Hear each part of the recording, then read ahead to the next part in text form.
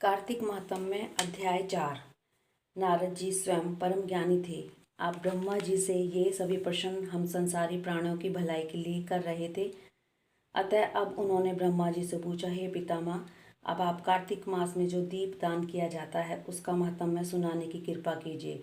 नारद जी का यह प्रश्न सुनकर ब्रह्मा जी बोले, हे पुत्र, दीप चाहे स्वर्ण का हो या चांदी का हो, तांबे का हो या मिट्टी का, अपनी सामर्थ्य और श्रद्धा के अनुसार कार्तिक मास में अवश्य दान करना चाहिए। कार्तिक में दीप दान करने से समस्त पापों का नाश हो जाता है।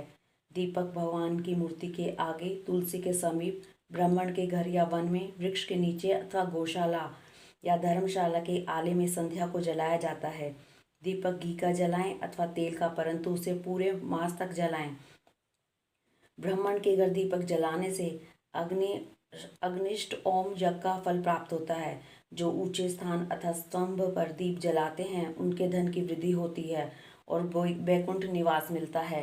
दीप जलाते समय भगवान से प्रार्थना करें और कहीं, भगवान आपके ही निमित्त दीपक जलाया है।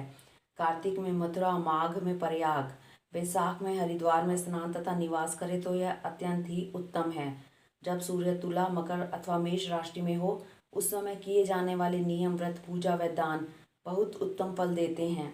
इन महीने में किए हुए व्रत, दान व शुभ कर्मों से सब पापों का नाश हो जाता है। जिस प्रकार भगवान भास्कर के उदय होने से अंधकार का नाश हो जाता है और वज्र से पर्वत का, गरुड़ के भय से सर्पों का, पवन से मेघ का, ध्यान से दुख का और सिंह के भय से मृगों का नाश हो जाता है, उसी प्रकार श्री मथुरा जी के दर्शन मात्र से ही सब पापों का खात्मा हो जाता है। कार्तिक मास में स्नान व जागरण, दीपदान, तुलसी सेवन, भगवान के मंदिर में मार्जन, झाड़ू लगाना, गाना, भगवान की कथा सुनना, सुनाना, कीर्तन करना, कराना, ये सब शुभ कार्य हैं। इसके करने से श्रेष्ठ फलों की प्राप्ति होती है।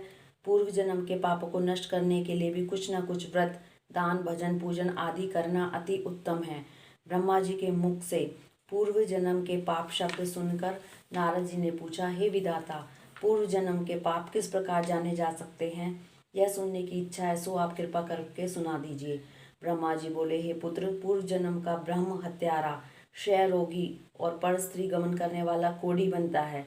स्वर्ण चोर के नाखून खराब हो जाते हैं तथा मदिरा पीने वाले के दांत खराब हो जाते हैं। इस प्रकार मनुष्य के पूर्व जन्म के पापों को पहचाना जाता है। इस प्रकार के सभी पाप दान, तपस्या, कृच्छ व्रत आदि से निवारण हो जाते हैं।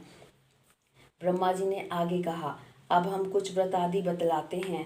एक समय भोजन करने से तथा 3 दिन सायंकाल और 3 दिन प्रातःकाल भोजन करने को अतिकृच्छ व्रत कहते हैं। सायंकाल में 12 ग्राम ग्रास और प्रातःकाल में 26 ग्रास अथवा 24 ग्रास खाने को भी अतिकृच्छ व्रत कहा गया है। 3 दिन खाएं और फिर 3 दिन उपवास करें तो यह भी अतिकृच्छ व्रत होता है। सायंकाल में 1 ग्रास और प्रातःकाल में 1 ग्रास, फिर 2 दिन बगैर मांगा हुआ या 2 दिन तक उपवास करें तो यह अतिकृच्छाई व्रत कहलाता है। 21 दिन तक केवल दूध या पानी पीता रहे तो यह कृच्छ अतिकृच्छ व्रत कहलाता है। 12 दिन उपवास करना पूराक व्रत कहलाता है। 4 दिन कुछ नहीं खाना, फिर सत्तू खाना या फिर छाछ पीना। इसके पश्चात ब्राह्मण को दक्षिणा देकर सौम्य कृच्छ व्रत कहा गया है। इस प्रकार 12 दिन तक उपवास करना द्वादश कृच्छ व्रत कहलाता है। तुला पुरुष का दान करना और गोधृत, गोबर, दूध, दही या कुशा का जल पीना और दूसरे दिन उपवास करना तथा कृच्छ संतपन व्रत कहलाता है। 3 दिन गोमूत्र, 3 दिन गोबर, 3 दिन दही, 3 दिन दूध और फिर 3 दिन तक घी खाने से भी कृच्छ संतपन व्रत होता है। यह समस्त पापों को नाश करने वाला व्रत है। इसी प्रकार गूलर, कमल, बेल के पत्ते या कुशा का जल प्रतिदिन पीना भी पूर्ण कृच्छ व्रत है। 3 दिन तक उपवास करके ऊपर लिखी वस्तुओं को पिए तो पूर्ण कृच्छ व्रत होता है। पका हुआ दूध, घी और जल 1 दिन पिए और 1 दिन उपवास करें तो इसे तप्त कृच्छ व्रत कहते हैं। जल, दूध और घी तपाकर 3 दिन तक पिए और एक समय स्नान करें तो वह भी तप्त कृच्छ व्रत होता है। इसका प्रमाण पानी 8 तोला, दूध 12 तोला, घृत 4 तोला होना चाहिए। कार्तिक शुक्ला चतुर्दशी को भगवान का पूजन करना चाहिए।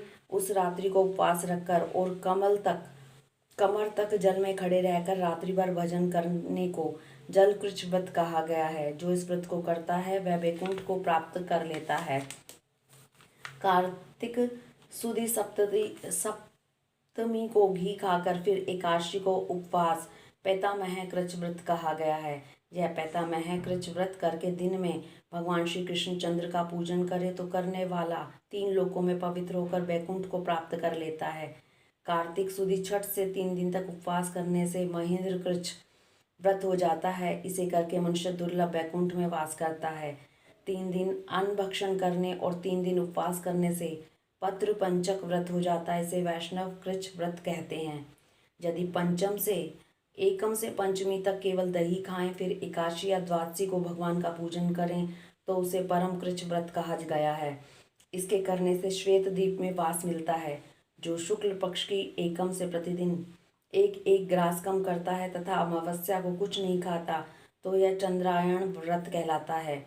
1 ग्रास 2 तोले अर्थात 25 ग्राम से लगभग मानना चाहिए। एक बार में जितना भोजन आसानी से मुंह में आ जाए इतना ही ग्रास होना चाहिए।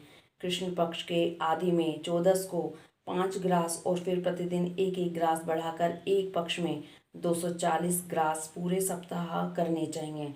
इसे भी चंद्रायण व्रत कहते हैं।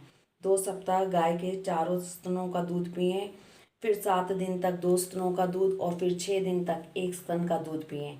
फिर 3 दिन अन्न जल कुछ न लेकर केवल वायु ही सेवन करने से सोमपान नामक व्रत पूर्ण होता है। यह व्रत समस्त पापों का नाश करने वाला है।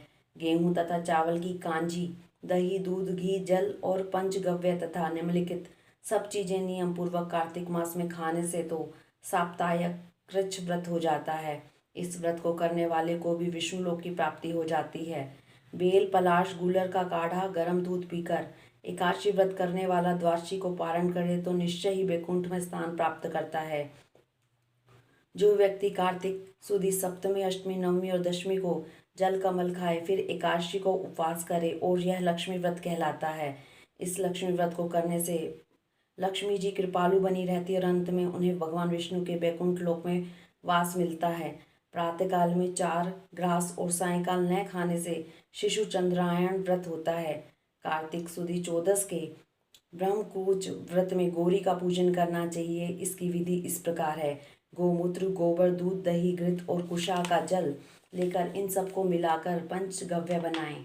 लाल रंग की गौ का मूत्र, श्वेत गौ का दूध, नीली गौ का दही, काली गौ का घी। यदि किसी वजह से ना मिल सके तो दूसरी तरह का भी पंचगव्य बनाया जा सकता है। मिलाए जाने वाली वस्तुओं की मात्रा इस प्रकार है। गोमूत्र 8 मासा, गोबर 19 मासा, दूध 12 मासा, दही 10 मासा, घी 8 मासा और कुशा का जल 4 मासा। गोमूत्र गायत्री मंत्र पढ़कर, गंध द्वारा से गोबर, पय पृथ्व्या से दूध, दधिहि क्रावर्यो मंत्र से दही, तेजोमसी पढ़कर घी और दवसे इति मंत्र पढ़कर कुशा का जल मिलाना चाहिए।